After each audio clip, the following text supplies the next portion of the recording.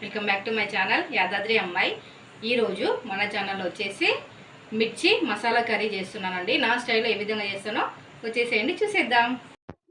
ముందుగా మనం ఒక ప్యాన్ తీసుకొని అందులో కొన్ని నువ్వులు తీసుకోవాలి. ఆ నువ్వులని మంచిగా ఫ్రై చేసుకోవాలి.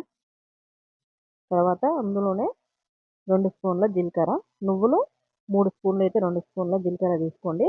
అలాగే 1 స్పూన్ పల్లీలు, ఒక 10, 12 ఎండుమిరపకాయలు, అలాగే ఎండు కొబ్బరి చిప్ప ఒకటి మొత్తం తీసుకోండి. అవి మొత్తం ఫ్రై కావాలి. అలాగే ఒక 10 వెల్లుల్లి రెబ్బలు అవి కూడా ఫ్రై చేసుకొని స్టవ్ అయితే ఆఫ్ చేసేసుకొని ఒక ప్లేట్లో తీసుకొని అవి చల్లగా అయినాక మిక్సీ అయితే పట్టుకోండి. అలాగే అదే ప్యాన్లో కొంచెం నూనె తీసుకొని మిర్చిని ఈ విధంగా మధ్యలోకి కట్ చేసుకోండి. కట్ చేసుకొని మిర్చి కూడా నూనెలో కొంచెం ఫ్రై కావాలండి. చూడండి, అంత స్టేజ్ వరకు ఫ్రై చేసుకోండి. ఫ్రై చేసుకొని ప్లేట్లోకి అయితే తీసుకోండి. మళ్ళీ అదే ప్యాన్లో కొంచెం పచ్చిమిర్చి, ఒక 2, 3 ఉల్లిపాయలు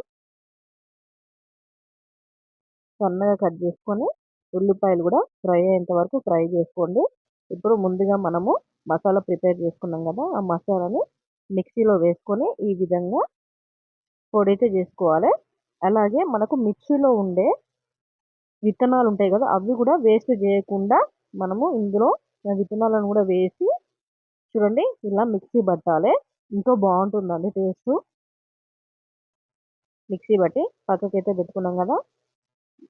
ఆనియన్స్ అయితే మంచిగా ఫ్రై అయినాక అందులో 2, 3 కరివేపాకు, అలాగే పచ్చిమిర్చి వేసుకొని పచ్చిమిర్చి కూడా మంచిగా ఫ్రై అయినాక అందులో టమాటా, తగినంత ఉప్పు అయితే తీసుకొని ఇప్పుడు ముందుగా మనం గ్రైండ్ చేసుకున్న ఈ మసాలా మిశ్రమం ఉంది కదా, ఈ మసాలా మిశ్రమం మొత్తం మిర్చికి పట్టేంత వరకు మంచిగా కలుపుకొని ఆ మిర్చికి మసాలా మొత్తం పట్టేసేయాలండి.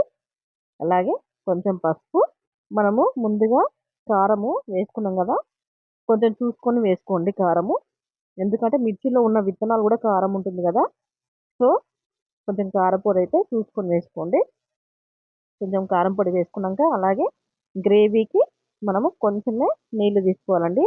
కొంచెం చిక్కగా ఉంటేనే బాగుంటుంది గ్రేవీ అనేది. మళ్ళీ కొంచెము ఉప్పు అయితే తక్కువ ఉందని వేసుకున్నాము. ఎసరైతే మనం పోసుకున్నాక మూత పెట్టి ఒక 5-10 నిమిషాలు అయితే సిమ్లోనే ఉడికించుకోవాలండి. ఈ మసాలా గ్రేవీని మొత్తము సిమ్లో ఉడికించుకున్నాక లాస్ట్లో కొంచెం కొత్తిమీర వేసుకొని స్టవ్ అయితే ఆఫ్ చేసేసుకోండి. అంతేనండి, ఎంతో టేస్టీగా ఎమ్మీగా ఉండే మన మిర్చి మసాలా కర్రీ అయితే రెడీ అయిపోయింది. ఈ వీడియో కనుక నచ్చినట్టయితే ప్లీజ్ సబ్స్క్రైబ్ చేసుకోండి, అలాగే షేర్ చేయండి, లైక్ చేయండి. ఓకేనా? బాయ్ మరి.